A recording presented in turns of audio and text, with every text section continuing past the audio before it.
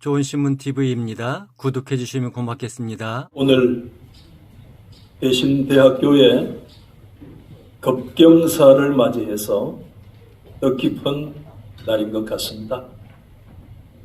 모든 영광을 살아계신 하나님께 온전히 돌려드리고 또 관계자 모든 분들께도 진심으로 축하의 말씀을 드립니다.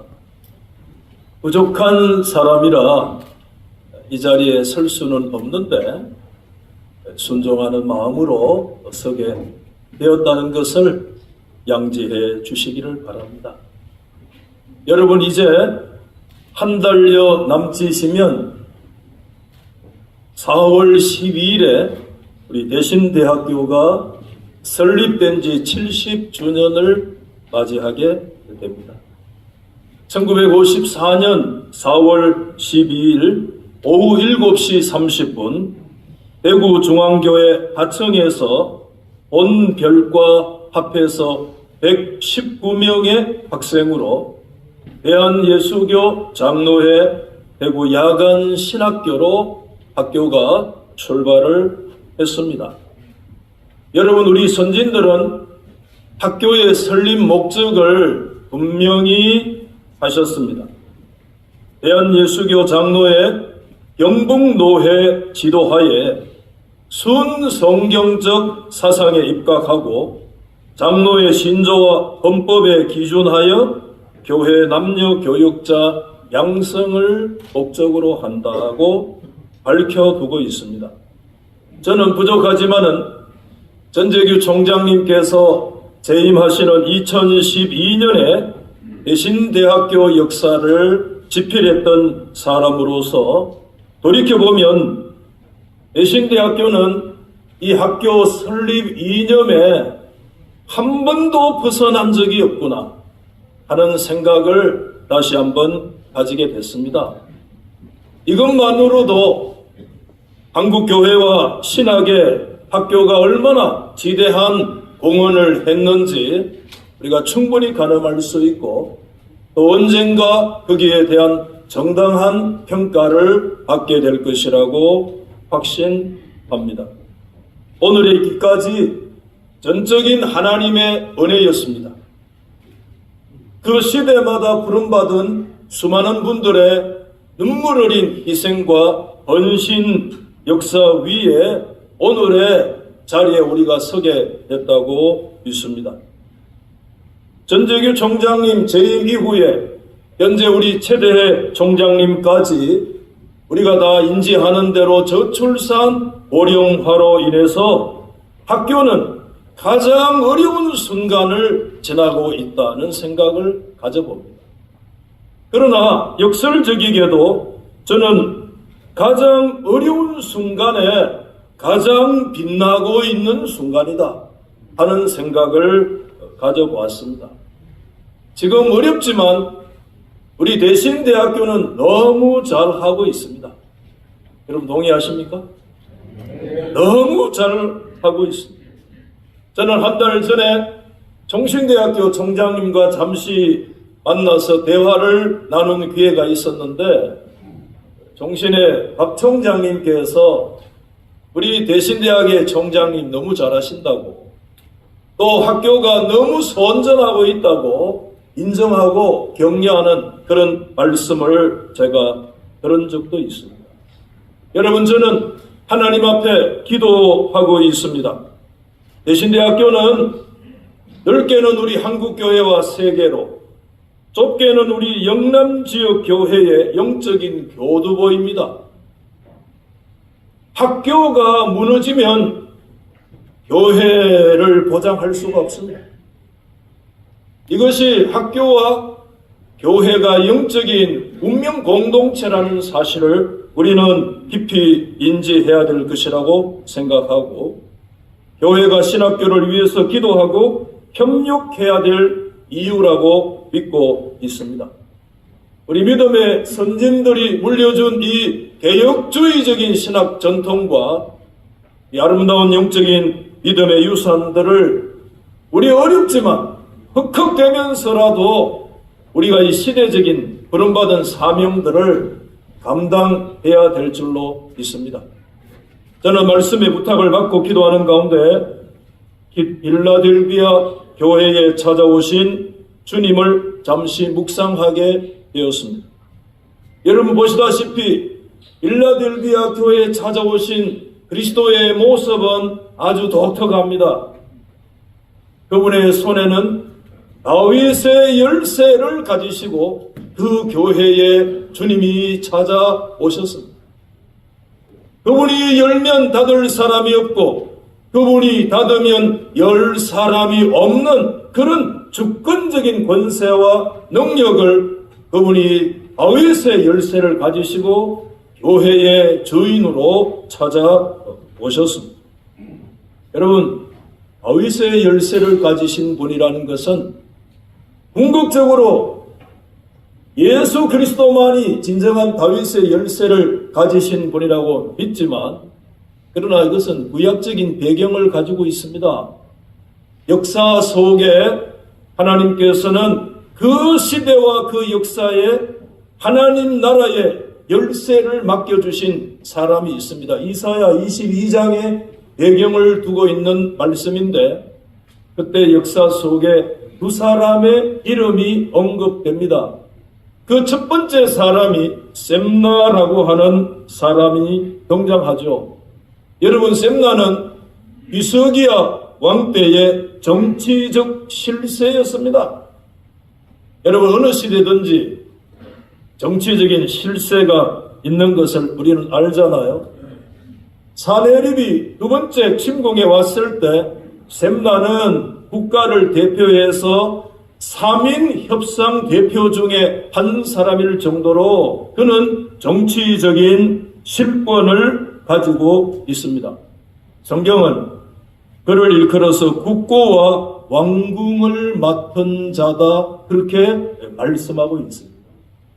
여러분, 그 셈나가 일국의 국고를 맡고 일국의 왕궁을 맡아 하나님이 그 시대에 그에게 다윗 왕조의 열쇠를 맡겨주셨는데, 여러분, 셈나가 그 시대의 역사적인 하나님의 부름에 믿음으로 부응할 수 있었느냐?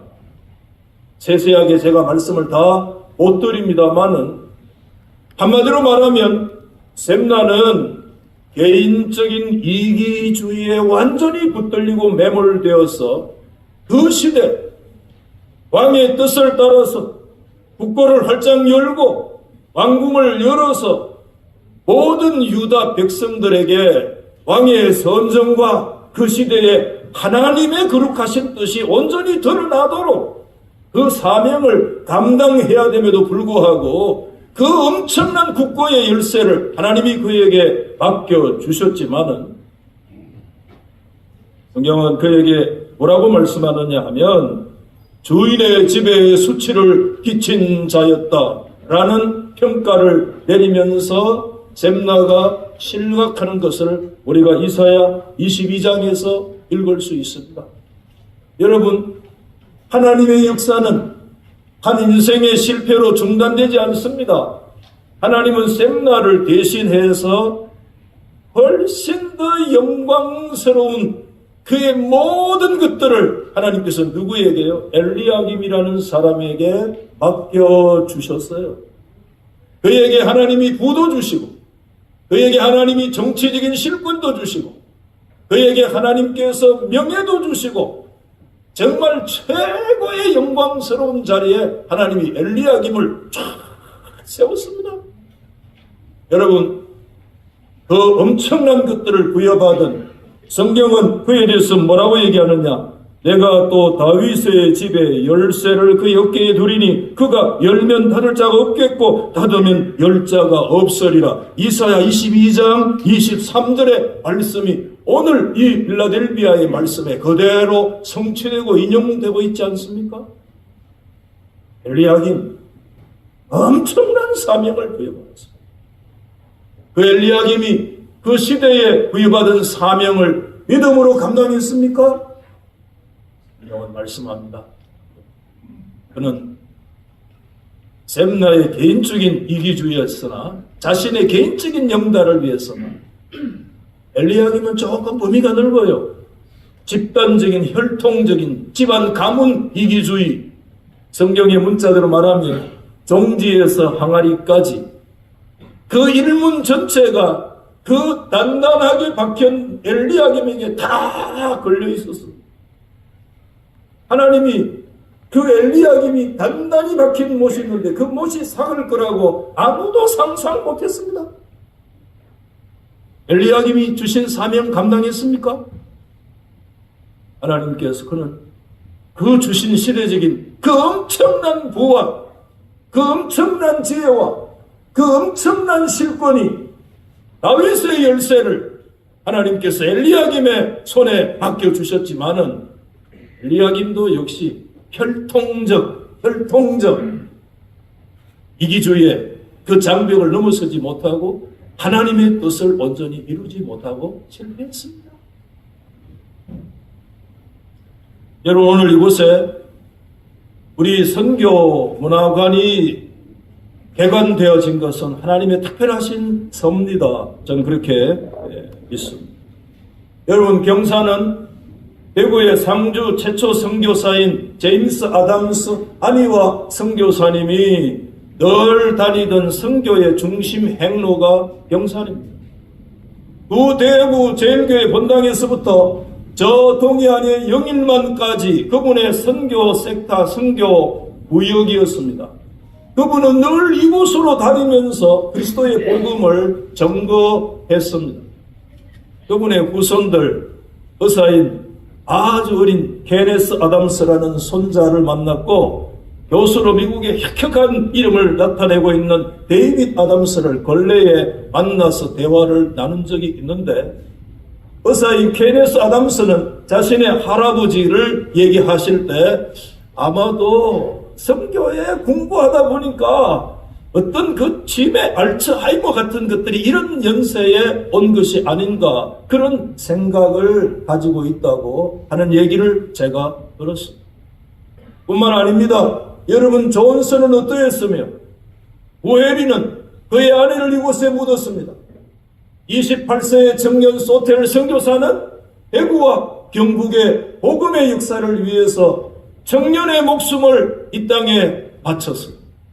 어떤 선교사는 자신의 목숨을, 어떤 사람은 자신의 자녀를, 어떤 사람은 자신의 아내를 바치면서 이 경산 이 길로 다니면서 하나님이 시대에 불러주신 그의 어깨에 메워주신 주의 나라의 그 열쇠를 부여잡고 믿음으로 그 사명을 감당해 왔다고 저는 그렇게 믿습니다.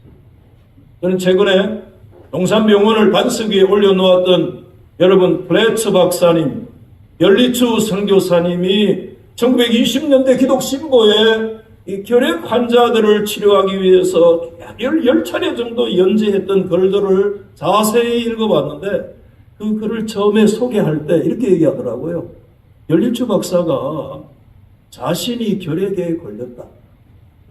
그래서 치유되어졌기 때문에 훨씬 스스로의 임상을 가지고 있기 때문에 지금 소개하는 이 글은 이 결핵 환자들에게 매우 유익할 것이다.